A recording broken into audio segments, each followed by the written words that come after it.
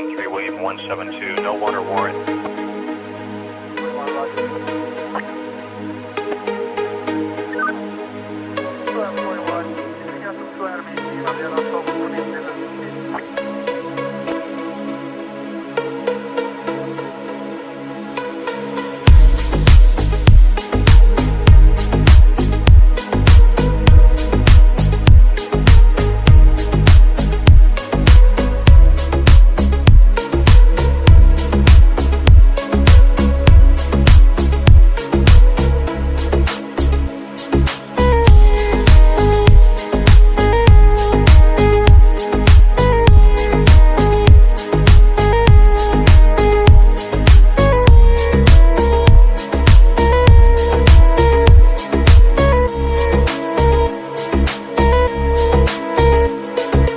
A13 William 172, no warrant or warrant.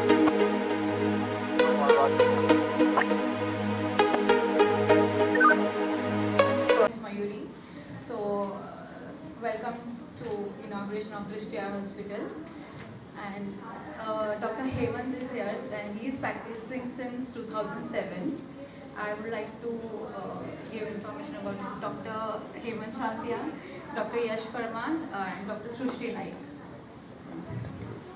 Of this ASG Drishti Eye Hospital. Would like to give you a small background about myself. I have started practice in 1998 elsewhere in Malad, but I started in Virar in 2007, and it was in a very small clinic nearby only, and started with very few equipment and all, and as we gradually grew into practice, and we started acquiring more and more equipments, but somewhere at the back of my mind I had this feeling that we are not practicing up to our potential. So we have joined hands with Envision Eye Hospital and ASG Group, and with their cooperation and help, we are starting with this huge center, and we are hoping to cater to all kinds of patients, and we have a wide range of equipment and services available here, right from cataract to retina to oculoplasty, pediatric ophthalmology, and glaucoma, cornea. We'll be serving all kinds of patients, and all kinds of diseases will be managed here. And equipment wise, we have acquired almost everything possible in ophthalmology here. So, and we have probably the first laser in this side of Borivali, I guess, and it's a very high quality laser with very high speed and very accurate results with German technology, and hoping to do a lot of refractive work here also. And we have many visiting surgeons. We have Dr. Yash Parmar for retina. Dr. Srushti Naik is also anterior segment surgeon. We have Dr. Ankita, Dr. Saumil Seth will be visiting for glaucoma and cornea for us. And Dr. Kamlesh Gupta will be there for oculoplasty as well. Pediatric, Dr. Kesarwani will be coming. So probably everything under the sun for ophthalmology will be available at this center, and hoping to do good work for the people of Virar. They don't have to travel far for everything now, as it used to happen earlier. We used to refer a lot of patients to Bombay side, and now with this center we are hoping that we will not have to send anyone out of this center for any kind of treatment. So looking forward to starting this venture. I'd like to give over to Dr. Yash Parmar, for retina surgeon. Thank you. Yeah, good morning everyone. Welcome to Drishti Eye Clinic. I'm Dr. Yash Parmar. I'm a retina surgeon, and I also retina, uvea and ROP. So I have 3 specialties. I have an experience of 9 years. I've done my education from Nair Hospital, Mumbai Central, and I've done my retina fellowship from Narayan Nethralaya, Bangalore.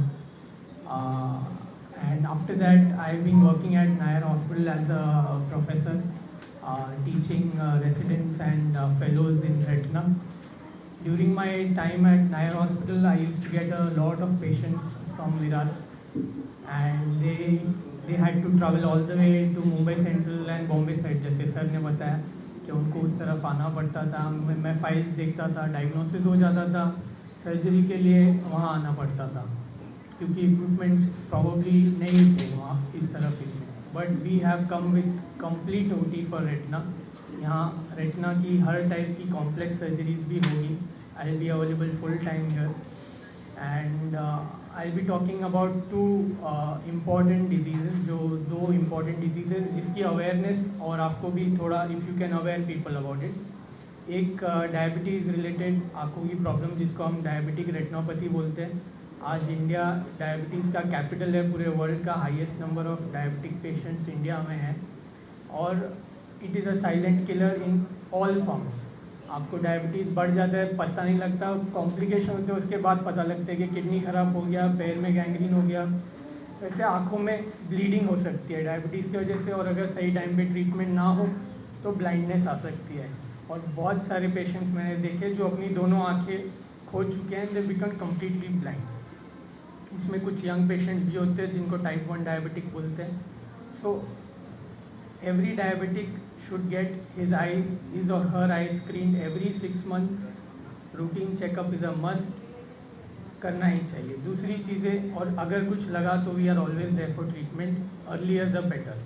दूसरी चीज़ is retinopathy of prematurity. Retinopathy of prematurity जो newborn बच्चे होते हैं, 1 महीने से छोटे जो होते हैं बच्चे. प्री मैच्योर मतलब जो पूरे 9 महीने में पैदा नहीं हुए, जो 8 महीने से अंदर पैदा होते हैं, या 2 किलो से कम जो बच्चे होते हैं, उनमें ये ROP नाम की problem, retinopathy of prematurity जो प्रॉब्लम है, वो होने के चांसेस होते हैं. ये पोटेंशियली ब्लाइंडिंग डिजीज़ है. आज जब हम देखते हैं कि बहुत सारे यंग लोग स्टिक लेके चल रहे हैं, उनमें से बहुत सारे लोगों को ROP की प्रॉब्लम रही होगी जो टाइम पे डिटेक्ट नहीं हुई और वो ब्लाइंड है. अगर इन बच्चों का सही टाइम पे हम स्क्रीनिंग करें, ये बीमारी डिटेक्ट हो जाए, तो एक सिंपल लेज़र या इंजेक्शन से उनकी लाइफ टाइम के लिए विजन बच जाएगी, और ये as any other normal children अपनी लाइफ लीड कर सकते हैं. So will be providing ROP related treatment also, screening, treatment, everything, और रेटिना रिलेटेड सारा solution will be provided. Thank you. Give to Dr. Srushti Naik. She is an associate here in this hospital. Good morning, everyone. I'm Dr. Srushti Naik. I completed my post-graduation from Vedanta Medical Institute, Dahanu. Then I have been working in Shatabdi Hospital, Kandivali. Now I am working in AHG Drishti Eye Hospital. मैं यहाँ cataract diagnosis करना और उसका treatment देना, उसके बारे में बताती हूँ. उसके अलावा ग्लोकोमा है, स्क्विंट है, जिसके एडवांस टेक्नोलॉजी यहाँ पे सब हम प्रोवाइड कर सकते हैं. ये सब मैं कर पाती हूँ under guidance of doctor Hemant sir and doctor Yash sir. Thank you.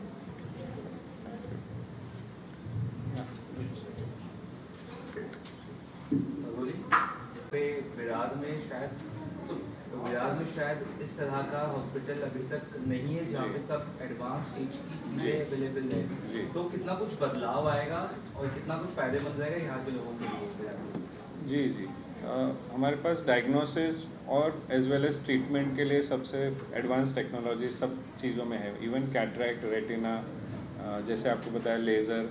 Cataract में हम लोग फेकोएमल्सिफिकेशन एक मेथड होता है जिसमें स्टिचेस नहीं लिया जाता है, तो बिना स्टिच का वो कैटरैक्ट को इमल्सिफाई करके लिक्विड बना के हम निकाल देते हैं. और जो लेंसेज हम यूज़ करते हैं वो सबसे बेस्ट लेंसेज पॉसिबल हम ऑफ़र कर सकते हैं. मतलब आजकल बाईफोकल, ट्राईफोकल बोलते हैं, जिसमें दूर का, पास का, इंटरमीडिएट विजन सब दिखता है बिना चश्मे की सहायता के. तो उस प्रकार की हम लोग सर्विसेज कैटरैक्ट से रिलेटेड बता सकते हैं. रेटिना का जैसे डॉक्टर यश ने बताया, हमारे पास ग्रीन लेज़र है, आर्गन लेज़र है, डायोड लेज़र्स है, तो ROP का ट्रीटमेंट पॉसिबल है.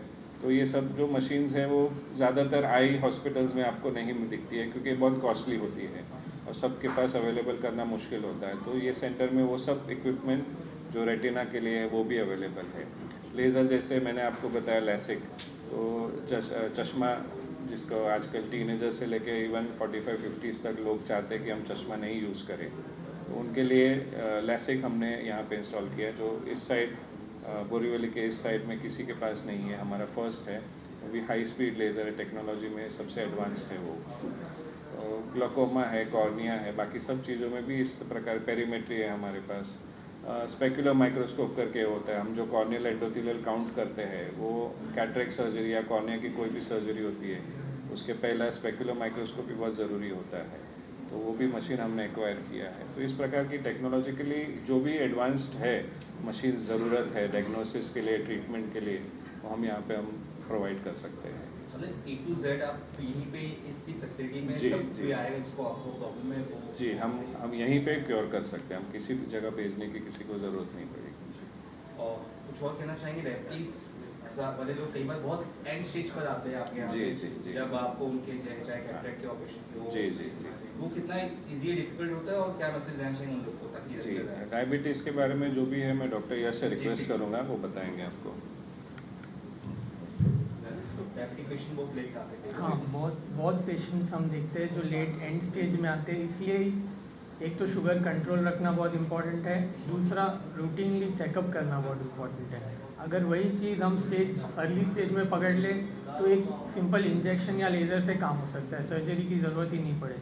पर बात जब सर्जरी जो एंड स्टेज में पहुंच जाती है, स्टेज 5 में, उसमें पूरी आँख में ब्लीड हो जाता है, पूरा आँख जो गोला है पूरा ब्लीडिंग से भर जाता है, तब उसको ऑपरेट करना हमारे लिए भी मुश्किल है, पेशेंट के लिए भी मुश्किल है, चैलेंज बढ़ जाता है। तो एटलीस्ट 6 मंथली नहीं तो yearly checkup is a must. और किस तरह से आपको सर्वेलेंस जैसे आपने कहा बहुत ज़रूरी है, विरार के लोगों को क्या कुछ सुविधा आपकी तरफ से मिलने वाली है और क्या एडवांस चीज़ें जो यहाँ पे है जो कहीं और अभी तक नहीं है इस एरिया में अगर बात कहा जाए तो?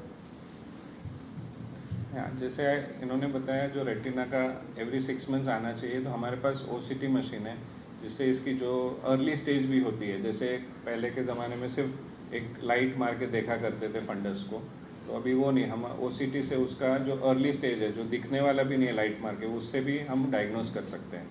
तो अर्ली स्टेज में अगर होता है तो हम इसका ट्रीटमेंट कर सकते हैं, इंजेक्शंस दे के या कुछ लेज़र्स करके उसका इलाज कर सकते हैं। तो ये हम पेशेंट्स को एक ही रिक्वेस्ट करेंगे कि 6 मंथली करें, सब काम छोड़ के, डायबिटिक के जो पेशेंट्स हैं और ब्लड प्रेशर के जो पेशेंट्स हैं, सब काम छोड़ के हर 6 महीने में एक बार विजिट करेंगे ना, तो अर्ली डायग्नोसिस बहुत इजी है और उनकी आंख बचाना बहुत इजी हो जाएगा हमें। आपके मेरा सवाल था जी। एक लास्ट पूछ लेता हूँ सर, आपके यहाँ पे मैंने देखा आंखों का चश्मे भी अवेलेबल है, आई थिंक उसके बारे में थोड़ा बताइए। कई लोग बाहर सजेस्ट करते हैं कि बाहर जाके बनवाइए। तो श्वेन हमारे जो मशीन हमने एक्वायर किया है उसकी स्पॉट साइज़ बहुत छोटी है और 0.5, और उसकी स्पीड बहुत हाई है 500 हर्ट्ज की।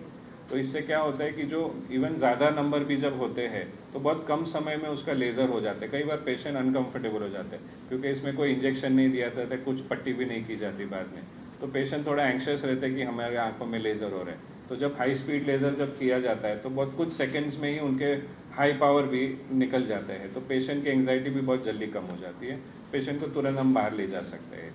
तो ये एक बहुत खासियत है इस मशीन की जो हमने एक्वायर किया है। सर, आपने बताया जी। कि आँखों की समस्याओं का एक तो सबसे बड़ा कारण है डायबिटीज जी, और दूसरा कारण स्क्रीन की प्रॉब्लम जो है। स्क्रीन टाइम, यस, जी। Very correct. इसके अलावा और क्या समस्याएं हैं जो इतनी तेजी से लोगों के आंखें प्रभावित हो रही हैं, और उनके लिए जो है मतलब अपने यहाँ क्या सुविधा उपलब्ध है और उसको ठीक करने के लिए? जैसे आपने बताया स्क्रीन टाइम जब बढ़ जाता है तो आंखों में एक ड्राइनेस होती है उस प्रकार से, तो ड्राइनेस का इलाज करना भी हमारे यहाँ पॉसिबल है। हम लोग MGD करके एक कंडीशन आती है, उसकी एक लेज़र्स आती है, वो भी हम लोग अवेलेबल रखे हैं यहाँ पे। तो उससे क्या होता है कि जो आंखों में सिक्रीशंस बढ़ जाती है because of high screen time, वो हम कोशिश करते हैं कम करना है, या उनकी ड्राइनेस कम हो जाती है, आंखों में जलन कम हो जाती है। पेशेंट को भी अपना ध्यान रखना चाहिए, स्क्रीन टाइम लिमिट रखना चाहिए, फ्रीक्वेंट ब्रेक्स लेने चाहिए। जब कंप्यूटर से देखते हैं, जब ज़्यादा समय तक मोबाइल देखते हैं, तो बीच बीच में थोड़ा सा ब्रेक्स होना चाहिए, हर आधे घंटे में 1 घंटे में। और उसका ट्रीटमेंट हमारे पास है, वो MGD का जो ट्रीटमेंट बोलते हैं, वो लेज़र भी अवेलेबल है हमारे पास। इसके अलावा और कौन सी चीज़ें हैं जिसकी वजह से इतनी तेजी से लोगों की आंखें खराब? जैसे ब्लड प्रेशर भी एक कॉमन कारण है, डॉक्टर ने बताया आँख में ब्लीड हो सकती है, खून जमा हो सकता है, और दूसरी चीज़ है लोगों की लाइफस्टाइल। आजकल लोग बहुत लेट सोते हैं, आंखों को रेस्ट कम मिलता है, डाइटरी चेंजेस है, लोग समय पे खाना नहीं खा पाते because of work and all. ये सब छोटी छोटी चीज़ें हैं जो आंखों को डेफिनेटली अफेक्ट करती है। तो सबसे रिक्वेस्ट रहेगी कि वो अपना खुद का पहले ध्यान रखें। Thank you. वेलकम। सर ये कितना इम्पैक्टफुल रहेगा विरार पालघर रेसिडेंट्स में, और कितना अफोर्डेबल रहेगा ये ट्रीटमेंट? डेफिनेटली अफोर्डेबल रहेगा। Even before we started this big place, हमारा एक पॉलिसी रहता था कि हम किसी को पैसों की वजह से हम वापस नहीं भेजते थे। जितना हमको कॉस्ट इफेक्टिव पॉसिबल है उतने कॉस्ट में हम पेशेंट को करके दे सकते हैं। क्योंकि आप देखेंगे ऐसे बड़े सेंटर्स में यूजुअली प्राइसेस बहुत हाई रहते हैं, तो हमारे पास सब केटर करते हैं। जैसे मैंने बताया मल्टीफोकल लेंसेज से लेके मोनोफोकल लेंसेज तक सब अवेलेबल है। तो कई जगह पे कितने चैरिटेबल्स में भी जो रेट्स में करते हैं उससे भी हम लोग कम में कर सकते हैं, ऐसे पॉसिबल है यहाँ पर। क्योंकि सर यहाँ पे पालघर विरार एरिया में जी लो इनकम जी middle class lower middle class group है या इसीलिए मैं ज़्यादा बता- आपको वो मिलेंगे। जी जी जी। तो हमने हमारी फ़ीस भी वैसे ही रखी है, हमने कुछ 1000 रुपीज़ कंसल्टिंग नहीं रखा है। तो मिनिमम फीस है, अफोर्डेबल है you are providing the best of the best service. Best at very affordable rates. मतलब ऐसे कोई फीस नहीं दे पा रहे इस वजह से वापस तो यहाँ से नहीं जाएगा ऐसे। सर आजकल बॉडी में ना कई लोगों को विटामिन की प्रॉब्लम होती है, जी तो क्या कोई विटामिन की कमी आंखों में इफेक्ट डालती है? विटामिन ए है, ई है और डी है। ये विटामिन की कमियों से आंखों में ड्राइनेस, आंखों में थकावट, चश्मा आने के चांस। बच्चों में अगर नहीं लेते विटामिन प्रॉपर्ली, फ्रूट्स है, वेजिटेबल्स है, तो आंखों के नंबर उनके आने के चांसेस है। एडल्ट्स में आंखों में ड्राइनेस जल्दी होने के चांसेस हो जाते हैं, उनका नंबर बढ़ने के चांसेस हो जाते हैं।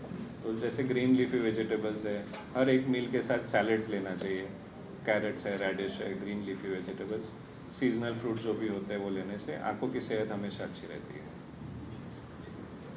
डॉक्टर, डायबिटीज के कारण किसी की आंख की रोशनी चली जाती है, जी तो उसकी रोशनी वापस आ सकती है कि नहीं? ऐसी कोई टेक्नोलॉजी है आपके जी, यहाँ? मैं डॉक्टर यश से रिक्वेस्ट करूँगा ये जवाब दें इनका। जी सर, टेक्नोलॉजी अवेलेबल है and best of technology available है। ऐसा कोई डायबिटीज़ रिलेटेड मरीज़ नहीं है जिसको मुझे बोलना पड़ेगा कि आप यहाँ नहीं हो सकता, कहीं और दूसरे जगह जाके दूसरी अस्पताल में कीजिए। अगर वो कहीं हो सकता है तो अगर कहीं हो सकता है तो यहीं पे भी हो सकता है। So we have the best of the technology to deal with इट। बहुत सी जगह वो दिखाते हैं, मतलब आँख के डॉक्टर क्या बोलते हैं, आप देख नहीं सकते हो। तो एकदम एकदम ऐसा क्या कारण है उसका? कोई ये है कि उसका वापस रोशनी आ जाए? सर्जरी एक उपाय है उसके लिए। हाँ, सर्जरी करके उसको ठीक सर्जरी किया करके हो सकता है। हो सकता है। अच्छा डॉक्टर, ऑपरेशन कराने के बाद मुझे अब इनका कितने लोगों को दिखाई नहीं देता है? जी आखिर ऐसा क्या है तो उसमें होता है कि दिखाई नहीं देता है? जी, तो मोतिया का ऑपरेशन होने के बाद एक बार लेंस बिठाया जाता है आंखों में। तो लेंस के पीछे एक लेयर होती है, एक परत होती है। वो कुछ महीने बाद या कुछ सालों बाद वो परत फिर से सफ़ेद होने लगती है। तो परत को सिर्फ ओपीडी बेसिस पे लेज़र करके उसको क्लियर किया जाता है। ये एक कॉमन कारण है। और दूसरा कारण है जैसे उम्र बढ़ती है और अगर वो पेशेंट को या तो डायबिटीज़ है या ब्लड प्रेशर है तो उनकी आंखों का जो पर्दा है, जो रेटिना बोलते हैं, वो सूखने लगता है। तो वो एज रिलेटेड चेंजेस बोलते हैं उसको हम लोग। तो वो भी IFD टेक्नोलॉजी क्या है डॉक्टर? तो वो लेसिक के लिए, जैसे मैंने बताया, वो चश्मे का नंबर किसी को निकालना है तो वो लेज़र जो है वो HD विजन के लिए वो लेज़र है सर। जी सर, आंखों के आपने सारी बातें बताई जी। तो आंखों की सुरक्षा के लिए पहले क्या रखना चाहिए और साल में कितने पहले या साल में कितने बार चेकअप कराना चाहिए कि कोई दिक्कत नहीं हो? सर यूजुअली हम बताते हैं 20, अगर नंबर नहीं है आपको तो 20 साल की उम्र के बाद वंस अ ईयर चेकअप ज़रूरी है। हम एडवाइस करते हैं अगर आपके पास डायबिटीज़ आपको हुआ है या ब्लड प्रेशर हुआ है तो हर 6 महीने में आंखों का चेकअप करना बहुत ज़रूरी है सर। जी मैं ये पूछना चाहूँगी सर कि अभी क्या है, लोगों को सिर्फ ये पता है कि मोतियाबिंद में छोटी छोटी बीमारियाँ पता है, जी लेकिन कई हीरेक बीमारियाँ हैं आंखों से रिलेटेड जिनका उनको नॉलेज नहीं, तो वो कैसे नॉलेज उन तक पहुँचे, साथ साथ उसके लिए वो क्या क्या प्रिकॉशन कर सकते हैं? ग्लोकोमा करके एक कंडीशन होती है जिसे हम काला पानी हिंदी में बोलते हैं हम लोग। तो वो काला पानी के लिए एक तो वो हेरिडेटरी होता है, जैसे फैमिली में किसी मेंबर को, तो अभी उस ज़माने में तो रिकॉर्ड्स नहीं होते थे, उस सुविधा भी नहीं थी वो। आजकल तो हम लोग उसका स्कैन करते हैं, OCT करते हैं, ऑप्टिक नर्व हेड का, पेरीमेट्री करते हैं, तो उसका रिकॉर्ड्स रहते हैं। तो ये सब अगर फैमिली में किसी को हुआ है अंधत्व, जैसे कुछ जल्दी कम उम्र में हो चुका है, तो उनके फैमिली मेम्बर्स को रेगुलर चेकअप करेंगे तो एक ग्लूकोमा करके कंडीशन है वो हम डायग्नोस कर सकते हैं। ये जैसे लेसिक सर्जरी किया जाता है लोगों को, जी। सपोज किसी की लेसिक सर्जरी हुआ जी। तो उसकी क्या क्या टर्म्स एंड कंडीशन है कि उसका लेसिक किया जाए, और अगर एक बार लेसिक हो गया है तो क्या वो दोबारा उस पर लेसिक सर्जरी अप्लाई किया जा सकता है? तो यूजुअली हम लोग 18 इयर्स की उम्र के बाद लेसिक एडवाइस करते हैं बच्चों में, क्योंकि उनकी ग्रोइंग एज होती है तो नंबर बढ़ने के चांसेस रहते हैं। तो अगर एक नंबर स्टेबल हो जाता है, वो एक डेफिनेटली एक कंडीशन है कि उनका नंबर एटलीस्ट पिछले 3 से 6 महीने में स्टेबल रहना चाहिए। एज यूजुअली 18 के ऊपर होती है तो अच्छा होता है। फिर हम लोग कुछ लेसिक के पहले कुछ टेस्ट करते हैं, जैसे टोपोग्राफी होती है, पैकीमेट्री होती है, उसमें कुछ रीडिंग्स होते हैं जिसके बियॉन्ड हम लोग कर सकते हैं। उसके नीचे अगर रीडिंग है तो सेफ़ नहीं है पेशेंट के लिए, तो हम लोग मना करते हैं और दूसरा ऑप्शन देते हैं, जैसे ICL है, वो जैसे आंखों के अंदर डायरेक्ट लेंस बिठा सकते हैं बिना मोतिया को निकाले। तो अगर लेसिक नहीं हो पाते तो हम पेशेंट को रिफ्यूज़ नहीं करते, हम उनको दूसरा ऑप्शन देते हैं। तो ICL में भी पॉसिबल है नंबर निकल जाना। और एक बार लेसिक हो गया तो जी। क्या वो सेकंड टाइम लेसिक किया जा सकता है? तो लेसिक हो गया और कॉर्निया अगर फिर से पेशेंट को ज़्यादा नंबर आता है और डिस्कम्फर्ट हो रहे हैं, उनको फिर से करवाना है, बट कॉर्निया की थिकनेस जो बची हुई है वो अगर एडिक्वेट है तो हम कर पाएंगे। यस। और ये भी कहना चाहूँगी कि जैसे लोग बच्चे छोटे जी। स्क्रीनिंग के कारण है या जी। किसी कारण होते, तो क्या ये बच्चों में आँख कमजोरी जेनेटिक भी हो सकता है? जी, तो उसको हम लोग एम्ब्लायोपिया बोलते हैं। कई बार क्या होता है, बच्चे दोनों, हम तो सब दोनों आँखों से ही देखते हैं हमेशा, तो बच्चों को पता नहीं चलता कि उनकी एक आँख वीक है। तो अगर स्कूल में पता चलता है, टीचर बोलती है बहुत आगे आके बच्चा देख रहे हैं, माँ को पता चलता है कि बहुत आगे आके TV देख रहे हैं घर पे, तो ऐसे बच्चों को उनको रेगुलरली लाके चेक कराना चाहिए। कई बार क्या होता है, एक ही आँख वीक होती है और दूसरे आँख से दिख रहा है, तो बच्चा बोल नहीं पाता कि मुझे दूसरी आँख से दिख नहीं रहा है। तो रेगुलर चेकअप पे आएंगे तो हम पता कर सकते हैं एम्ब्लायोपिया। तो उसके लिए हमारे पास क्योर-सी और बाइनॉक्स, ये 2 प्रकार की जो ट्रीटमेंट है स्क्रीन बेस्ड होती है। तो उसमें क्या करते हैं कि जो वीक आँख है उसको हम लोग स्टिमुलेट करते हैं, इम्प्रूव करने की कोशिश करते हैं। बट ये सब चीज़ जब होता है जब बच्चों की उम्र कम होती है और ग्रोइंग एज होती है। एक बार एक सर्टन एज आप क्रॉस कर जाते हो, जैसे 20 साल के बाद अगर कोई बताता है कि एक आँख वीक, हम कोशिश ज़रूर करते हैं बट उसमें सक्सेस के चांसेस थोड़े से कम हो जाते हैं फिर ऐसे। जी, thank you. Sir, what will be the tentative screening timing for kids as we are into digital India? Like, I to say only 15 to 30 minutes per day, because I prefer they read books. I would love them, like them to read books and do outdoor exercises. If they are free, they have vacation, don't stick to mobile or TV. Cycling करो, skating करो, outdoor games खेलो बच्चों के साथ. That is more important. Sunlight exposure is very important. There was a study long back कि बच्चों में अगर sunlight का एक्सपोजर है तो हाँ, मतलब आँखों के लिए, मतलब उनको नंबर नहीं आता है या कम रहता है या लिमिट हो जाते हैं, तो माइनस नंबर स्पेशली जो होते हैं उनके लिए वो सनलाइट एक्सपोजर बहुत अच्छा है। आधा 1 घंटा, दिन में 2 घंटा, that would be the ideal thing. sir, as like digital India is growing and lot of screening time is required by kids, college assignments, or lot of assignments. Frequent breaks, regular eye checkup, keep your eyes wet, keep it moist all the time, bar bar wash करते रहो। And is this Drishti Eye Hospital tie-up with Mediclaim, or we are offering? Yes, very much. Yes. Yes, very much. Almost all the TPAs and everything, whatever the latest requirements are, we are in the process. Already we have lots of tie-ups and we are in the process of having many more tie-ups possible. Yeah. Thank you. Thank you so much. Thank you, friends.